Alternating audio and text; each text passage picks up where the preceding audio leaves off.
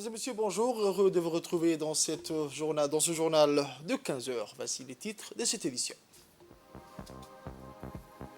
Au nord du pays, le nouveau préfet de Tadjoura poursuit sa tournée dans les localités de la région.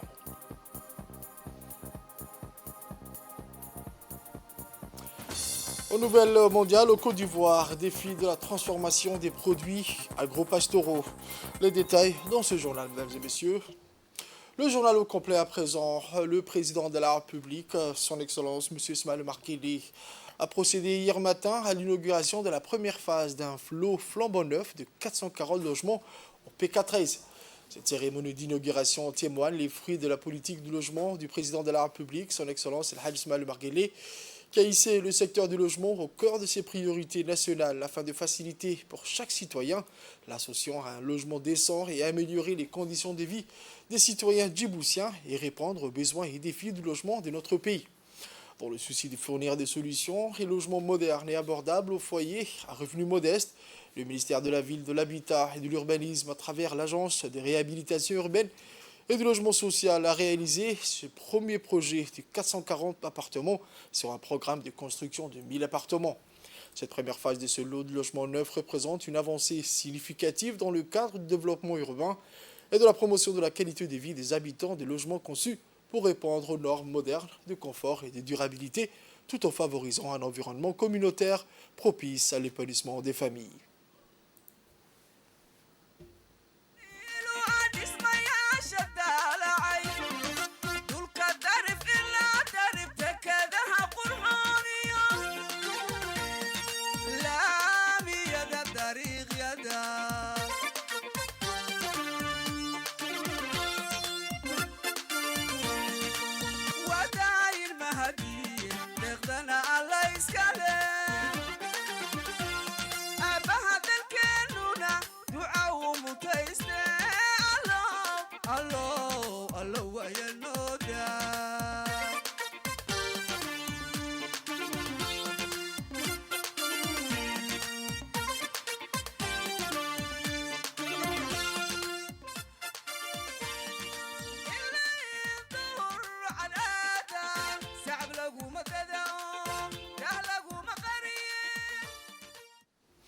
À son arrivée, le président de la République, son Excellence El Hadj Ismaël Omar Guelleh, a été accueilli chaleureusement par le Premier ministre, son Excellence M. Abdelkader Kamel Mohamed, la ministre de la Ville, de l'Habitat et de l'Urbanisme, Mme Amina Aden Abdi, le ministre de la Télécommunication chargé de postes et de télécommunications, M. Radouane Abdullahi Bahdon. Ensuite, le président de la République a retiré la plaque d'inauguration qui témoigne de l'engagement du président de la République, son Excellence M. Ismaël Omar Guelleh, en vue d'offrir des logements de qualité qui amélioreraient leur niveau de vie.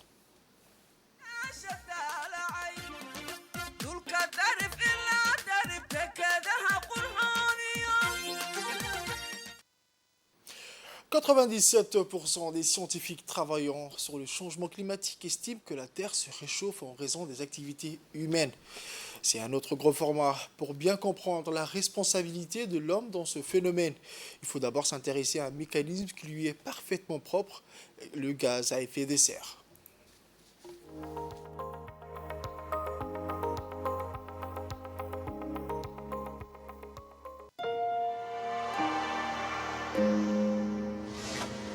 « 97% des scientifiques travaillant sur le changement climatique estiment que la Terre se réchauffe en raison des activités humaines. Pour bien comprendre la responsabilité de l'homme dans ce phénomène, il faut d'abord s'intéresser à un mécanisme qui lui est parfaitement propre, l'effet de serre. Lorsque la Terre est éclairée par le Soleil, sa surface réémet une partie du rayonnement qu'elle a reçu vers l'espace. Sauf que les gaz à effet de serre, comme le dioxyde de carbone, le méthane, les protoxydes d'azote, retiennent une partie de ces rayonnements infrarouges émis par la Terre et lui renvoient, ce qui contribue à la réchauffer. Or, c'est justement cette mécanique que l'homme a déréglée. Combustion du pétrole, déforestation, agriculture intensive. Depuis la révolution industrielle, les activités humaines ont émis en grande quantité de gaz à effet de serre, principalement du dioxyde de carbone et du méthane. Ces gaz s'accentuent dans l'atmosphère et atteignent désormais des niveaux records. Pour les COD par exemple, sa concentration est passée de 270 parties par million à la fin du 19e siècle à 400 parties par million aujourd'hui. C'est la concentration la plus forte depuis au moins 800 000 ans. Les conséquences sont dramatiques. La montée de la température, l'élévation des niveaux des océans, l'augmentation des précipitations, la sécheresse et l'acidification des océans dont les scientifiques ignorent encore les conséquences. Les conséquences socio-économiques du changement climatique est une autre inquiétude pour l'humanité. Tout le secteur clé de la société est frappé de plein fouet par le changement climatique. L'élevage, l'agriculture, la pêche et l'économie sont désormais mises à rude épreuve par ces phénomènes climatiques. L'insécurité alimentaire, la précarité et le conflit résultant des conséquences économiques du changement climatique est désormais une menace auquel le monde fait face de nouveau. L'homme responsable de ces chaos a du mal à trouver rapidement des solutions efficaces et durables au dérèglement climatique. Le PNUD, organe de l'ONU chargé de l'environnement, organise chaque année une conférence internationale dans un des pays du monde pour débattre et interagir pour trouver des solutions efficaces à ces phénomènes climatiques. Il s'agit d'un phénomène climatique qui n'épargne aucun pays du monde, mais qui constitue un défi de taille pour les pays sous-développés. Djibouti fait face chaque jour aux aléas climatiques comme le reste de la planète. La protection de l'environnement est un pilier fondamental de la politique nationale de la République de Djibouti. Le président de la République, son Excellence Ismaël Omar Guelleh, fait de la protection de l'environnement une condition sine qua non de développement économique. Djibouti envisage de devenir le premier pays africain à l'électricité 100% verte. Le pays est doté d'un immense potentiel en énergie solaire, éolienne, hydraulique, géothermie, biomasse. Au niveau de l'énergie solaire photovoltaïque, le potentiel solaire techniquement exploitable est évalué à 200 gigawatts par jour. Cela souligne l'ambition et l'intérêt que le président de la République et son gouvernement accordent à la protection de l'environnement et du développement durable.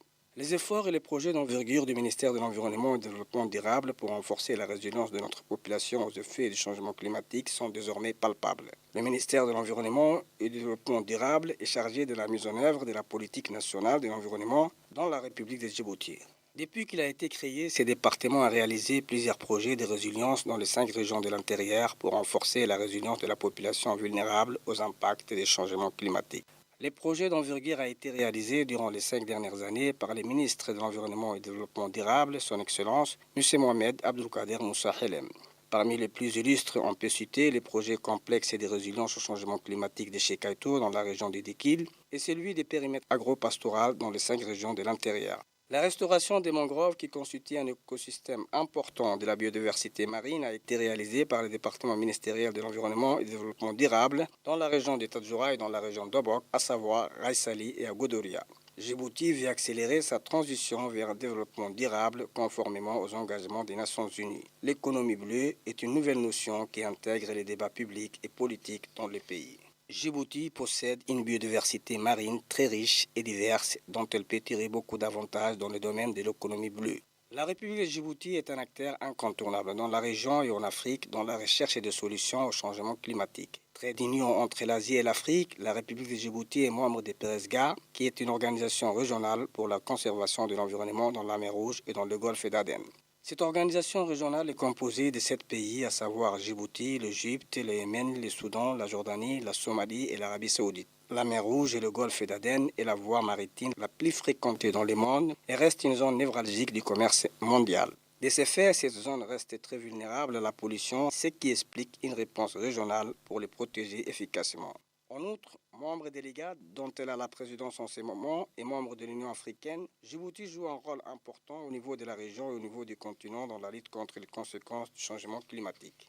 Pour conclure, la société civile s'implique chaque jour de plus en plus dans la défense de l'environnement et compte jouer un rôle déterminant dans ce domaine. La formation et le partage des connaissances restent les volets principaux sur lesquels la société civile djiboutienne veut accentuer son travail. De plus en plus, les Djiboutiens s'intéressent au dérèglement climatique et veulent s'approprier la défense de l'environnement qui est une cause noble. Ce qui nous donne la raison d'être optimistes pour gagner ces défis des siècles pour le monde de nos jours. Je vous emmène au nord à présent où des centaines de jeunes de la région de Tadjoura se sont mobilisés pour procéder à une vaste opération de nettoyage de la plage et des plantations d'arbres sur toutes les artères de la ville blanche. Ici, dans le cadre des activités de célébration de la Journée internationale de la jeunesse, placée cette année sous le thème de compétences vertes pour les jeunes vers un monde durable. L'objectif de ces activités est de constituer un espace d'expression visant à développer parmi les jeunes l'esprit de civisme et les sensibiliser sur la protection de l'environnement et la sauvegarde de notre riche biodiversité. C'est également les sensibiliser sur le rôle des arbres dans l'écosystème et ses utilités contre le réchauffement climatique et la dégradation de l'environnement. Ainsi, encore une fois, les jeunes ont initié une dynamique de prévention tout en jouant le rôle d'acteur au cœur du développement durable. L'événement a réuni sur place des hauts cadres du MJC, des élus locaux de la région, plusieurs centaines de jeunes de la ville blanche qui, munis de masques et sachets, ont effectué le nettoyage complet de la plage et la plantation d'arbres dans tous les artères.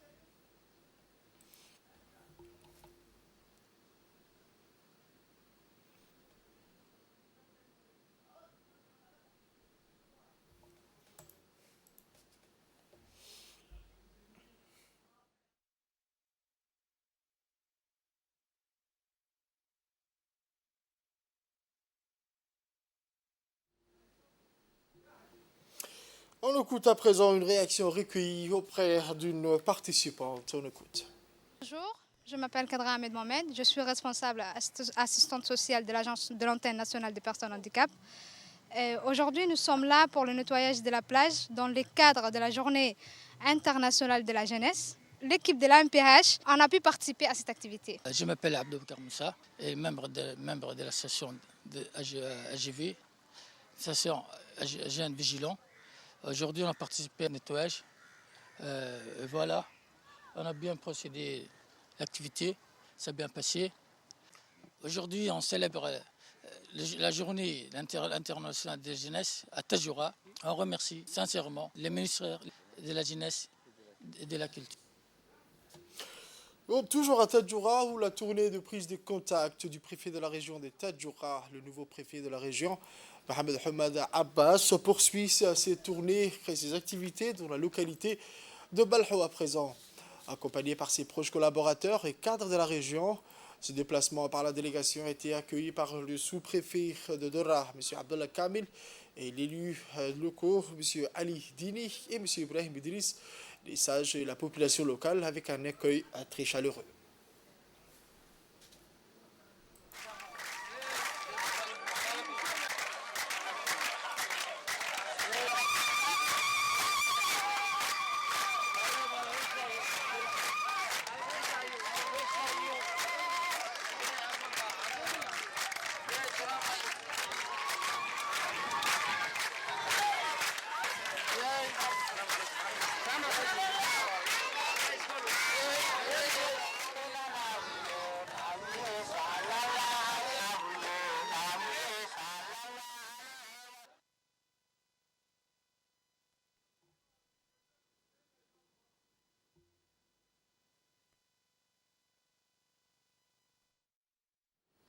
Ensuite, une réunion s'est tenue dans la même localité où le local général de la localité a ouvert la séance par le mot de bienvenue au préfet et à sa délégation.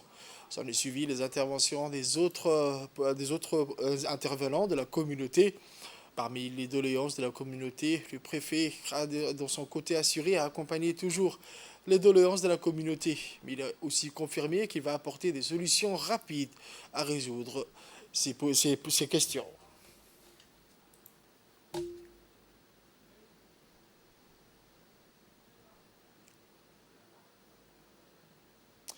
Fait divers de ce journal, c'est dans le cadre de la lutte contre la contrebande que les membres de la brigade de la douane, en étroite collaboration avec le détachement de la police de la région d'Ali-Sabieh, ont intercepté à la frontière de Galilée une importante marchandise de toutes sortes de contrebande en provenance de l'Éthiopie. Ces interceptions des produits illégalement introduits sur le territoire national s'inscrivent dans le cadre des actions de lutte menées contre la contrebande de toutes sortes.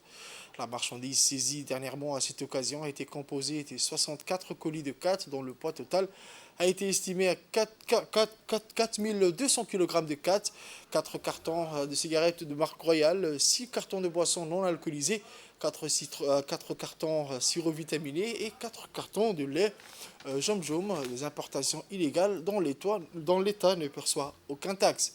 Selon la procédure standard en vigueur, cette quantité a été détruite sur place en présence du chef par intérim de la brigade de la douane d'Ali-Sabieh, M. Mohamed Ege Tourab. Toujours fait divers, le mardi 8 août 2023, une opération d'envergure menée conjointement par les enquêteurs de la brigade de Djibouti Nord et de leurs collègues de la brigade d'Ambouli de la gendarmerie a permis de mettre un terme au jugement d'un fournisseur grossiste d'herbes de cannabis agissant dans le quartier communément appelé Vietnam. Suite à la recrudescence de la consommation des produits stupéfiants dans le milieu de la jeunesse djiboutienne, le haut commandement de la gendarmerie a mobilisé l'ensemble des unités judiciaires pour mener une lutte acharnée contre les grossistes qui fournissent les points de deal des quartiers populaires. C'est dans cette optique qu'un multidirectiviste ayant déjà purgé des peines d'emprisonnement pour trafic de stupéfiants a été interpellé. La perquisition effectuée dans son domicile a permis de la découverte de 4 tasses d'herbes de cannabis, 64 emballages en aluminium pour la vente de cannabis en détail, une somme numéraire de 55 000 francs, 2 téléphones portables ainsi qu'une machette. Placé en garde à vue, l'auteur présumé de ce trafic des produits stupéfiants a reconnu les faits qui lui ont été reprochés. Déféré devant le procureur de la République, le trafiquant présumé a été écroué à la prison civile de Gabod sous mandat de dépôt.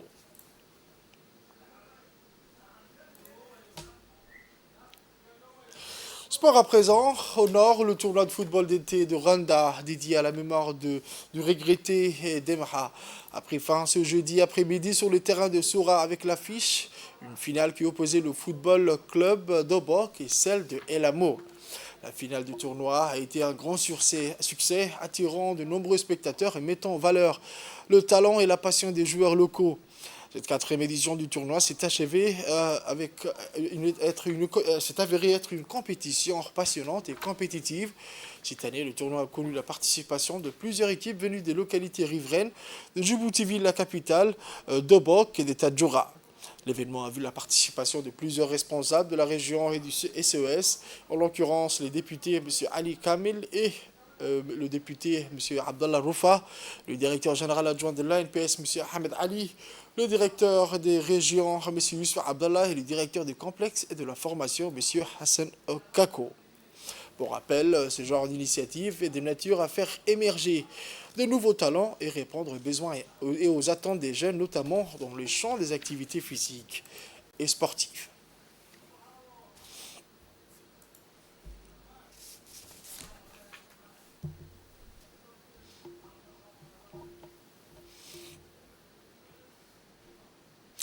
Pour les actualités internationales, les initiateurs du Nzrama Festival au stade de Toumoudi, ville située au centre de la Côte d'Ivoire. De ce festival, y voient un démonstrateur de culture et même comme un pilier économique qui sera une solution au chômage.